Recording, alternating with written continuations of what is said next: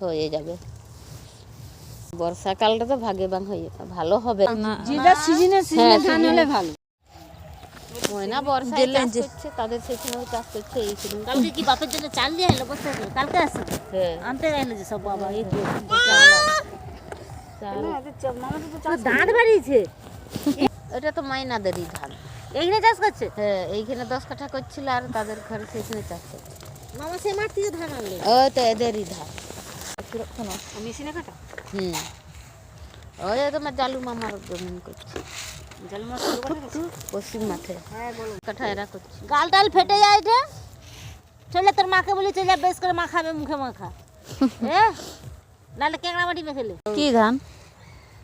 লম্বা লম্বা 86 হয়ে যাবে রে, ফেটে গেছে হয়ে যাবে। মুখ ফেটে গেছে মানে হয়ে যাবে। মোর হোক আর নাই হোক মোর জমি ভুজে গেলে ভোজে গেলেই দানা। আর তোর কিসের টেনশন? এটা কি ভাগে চাষ? হ্যাঁ না, ভাগে হলে একটু চিন্তা থাক, নেমে চলে যায়। তুই চাষ লাগাবি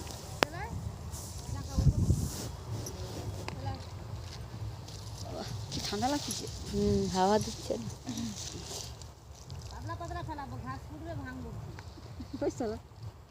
रेड़ गया था इसे।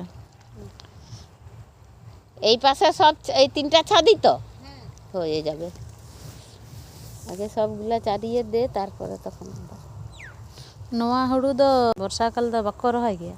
বর্ষাকালটা তো ভাগে বাং হয়ে ভালো হবে নি, তখন আগড়া প্রচুর হয়।